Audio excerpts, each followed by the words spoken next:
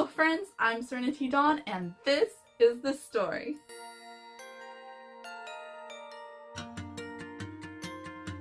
Welcome to the 13th day of the Spring to It Videoathon.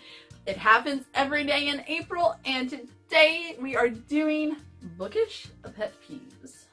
Those things that get on your nerves, the little annoying things that kind of bother you and just kind of get under your skin or grate on your nerves. Like, sometimes you don't even understand them completely yourself. Other times you're just like, why do you do this? Those kind of things. Disclaimer, these are my bookish pet peeves, things that bother me personally. If you do them, that's fine. It's you and your books and yada yada. But these are the things that bother me. Okay? Okay. So, what are Serenity Dawn's bookish pet peeves? My bookish pet peeve number 1 is when the covers don't match. For example, the Across the Universe trilogy. The first 2 covers were stunning. They were beautiful. They were gorgeous. It's just so pretty, and they made so much sense.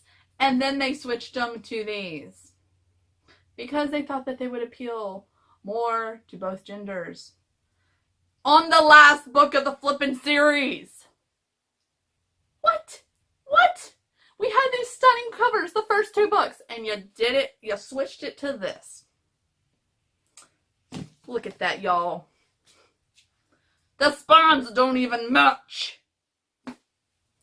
But one of the things that goes along with this one is when the book covers have absolutely nothing to do with the book. Like, nothing. Absolutely nothing.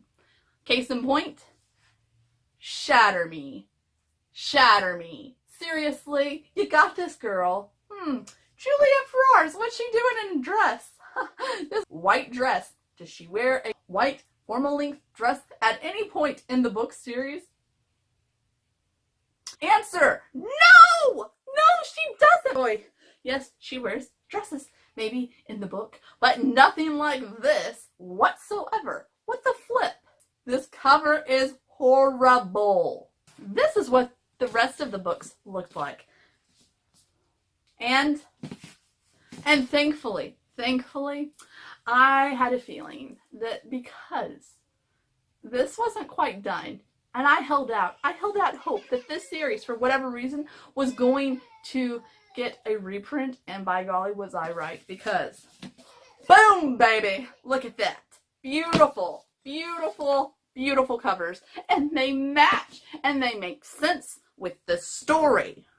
This makes sense. If you follow the story and the series, these covers make sense. Not to mention, they're stunning. Book covers that match and that go along with the story in some way, even if it's in an abstract way. Come on, people. It's not rocket science. I know there is a science to it, but it's not rocket science. Come on. Not a big pet peeve of mine at all. This next one I know is fairly controversial because, you know, some people they love that on their books. And that's great. I don't. It drives me up the bloomin' wall. And that is cracked book spines on paperbacks. It just, ugh. No. Why? Why did you hurt the book? When I say you, I'm talking about myself. Why did I hurt this book? No, I'm sorry, book. I didn't mean to hurt you this way. Please forgive me.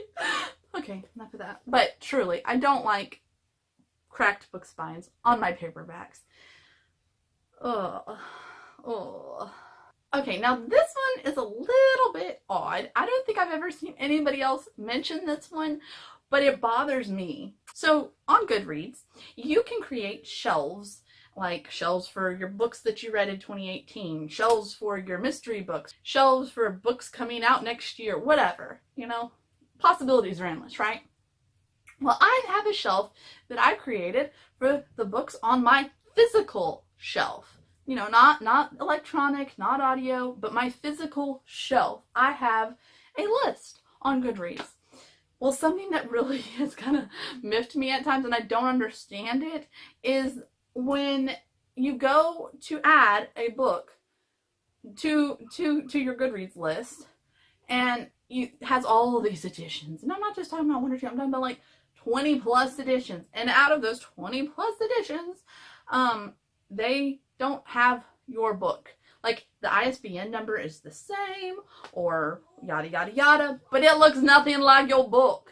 And you're just like, why? Why? You know, that doesn't make sense. And it just bothers me.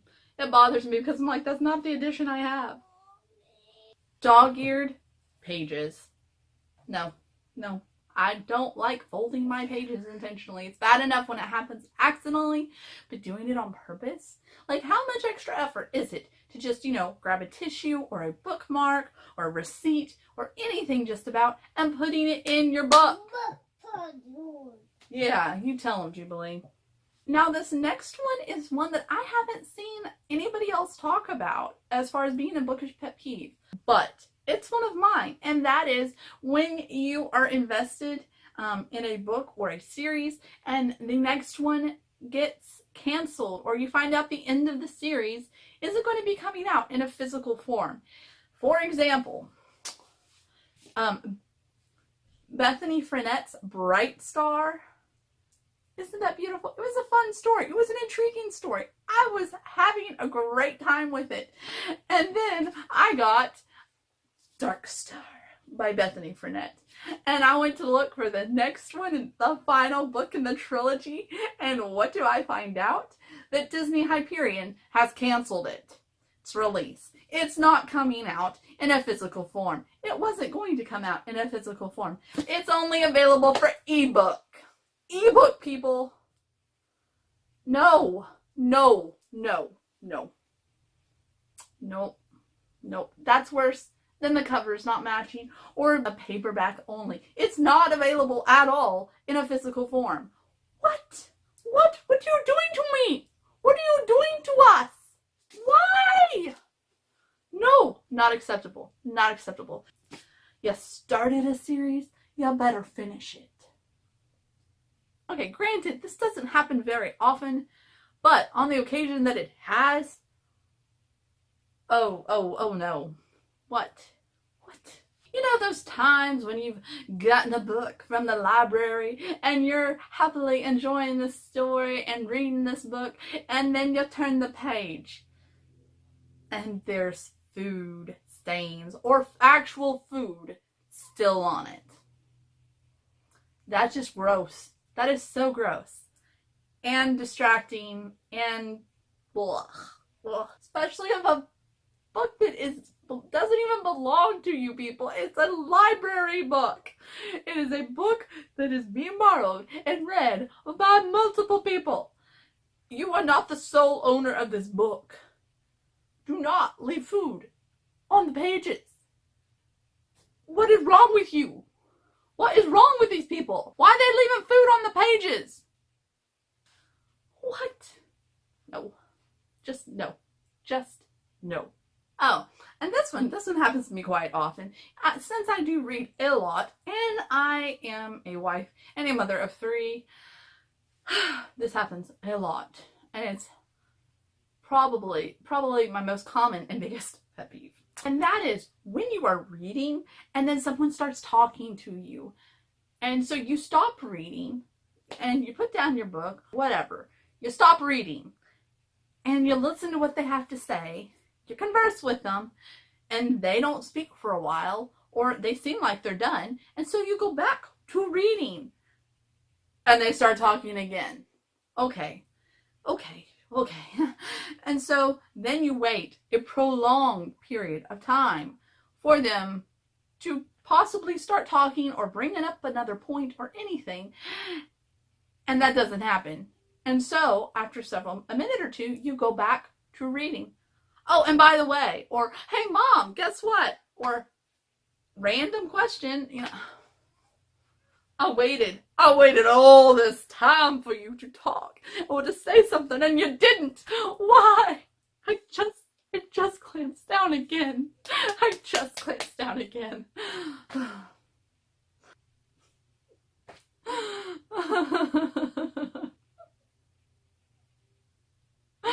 Oh, it's frustrating. It's so frustrating. And last but not least, the ever dreaded cliffhangers. Oh my word. Like, seriously, y'all. Cliffhangers. Cliffhangers. Cliffhangers. Oh my gosh. No, no.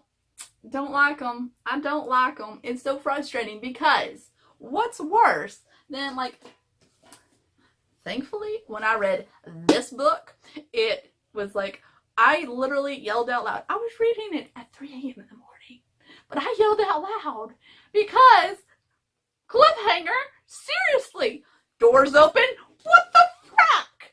What the frack? And you don't have the next book, or worse, the next book isn't even out yet.